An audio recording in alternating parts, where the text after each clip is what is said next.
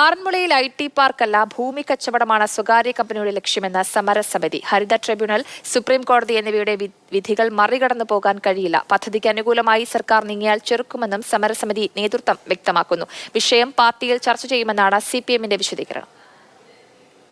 ആറന്മുള വിമാനത്താവള പദ്ധതി പ്രദേശത്തെ ആകെ ഭൂമി, നെൽവയൽ ഉൾപ്പെടുന്ന പ്രദേശം, നികത്തിയ ഭൂമി അടക്കം സമ്പൂർണ്ണ വിവരങ്ങളാണ് IT അണ്ടർ സെക്രട്ടറി അതിൻ്റെ വിശദ റിപ്പോർട്ടാണ് ആവശ്യപ്പെട്ടിരിക്കുന്നത്. വീണ്ടും ഈ പദ്ധതി പുനരുജ്ജീവിക്കപ്പെടുന്നു എന്നുള്ള ഒരാശങ്കയിലേക്ക് കാര്യങ്ങൾ എത്തുകയാണ്. കുന്നിടിച്ചും വയൽ നികത്തിയും ഒരു പുതിയ പദ്ധതിയുമായിട്ട് പഴയ കമ്പനി തന്നെ വരികയാണെങ്കിൽ ഈ ആറന്മുളയിലുള്ള പൊതുജനം അത് ജാതി മതവർഗ വർണ്ണഭേദമില്ലാതെ രാഷ്ട്രീയ ഭേദമില്ലാതെ ഒന്നിച്ചു നിന്ന് ഇതിനെ തീർച്ചയായിട്ടും പരാജയപ്പെടുത്തും എന്നുള്ള കാര്യത്തിൽ യാതൊരു സംശയവുമില്ല. തട്ടിപ്പാണ്, ശരിക്കും പറഞ്ഞാൽ ഇതൊരു ഭൂമാഫിയയാണ്. ഈ ഭൂമാഫിയ ഈ ഭൂമി പിടിച്ചെടുക്കുന്നതിന് വേണ്ടിയിട്ടുള്ള ഒരു തന്ത്രമാണ് ഇവിടെ നടപ്പാക്കുന്നത്. അങ്ങനെ ഒരു പദ്ധതിയെ വെച്ചുകൊണ്ട് ഗവൺമെൻറ്റിൻ്റെ അംഗീകാരം വാങ്ങിച്ച് ഭൂമി കച്ചവടത്തിന് വേണ്ടിയിട്ടാണെന്നുള്ളതാണ് ഞങ്ങളുടെയൊക്കെ ഒരു ധാരണ.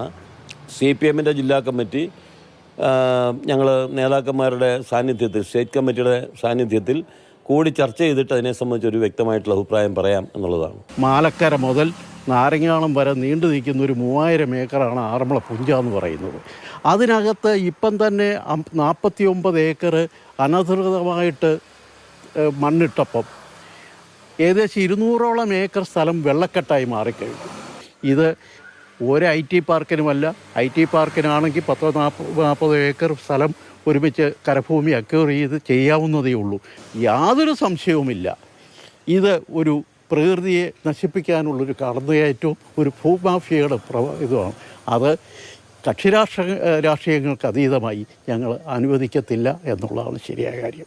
ആറന്മുള വിമാനത്താവള പദ്ധതി പ്രദേശത്ത് കൃഷിയല്ലാതെ മറ്റൊന്നും അനുവദിക്കുകയില്ല എന്ന് മന്ത്രി P. പ്രസാദ് ആവർത്തിച്ച് വ്യക്തമാക്കിയിട്ടുണ്ട്. CPIയുടെ രാഷ്ട്രീയ നിലപാട് കൂടിയാണിത്. അതിനെ കൂടി അവഗണിച്ചുകൊണ്ട് മുന്നോട്ട് പോവുകയാണോ IT വകുപ്പ് എന്നുള്ള സംശയം കൂടി ഈ ഒരു കത്തിടപാടിലൂടെ മുന്നോട്ട് വരികയാണ്. CK Abhilal, Mathrubhumi news.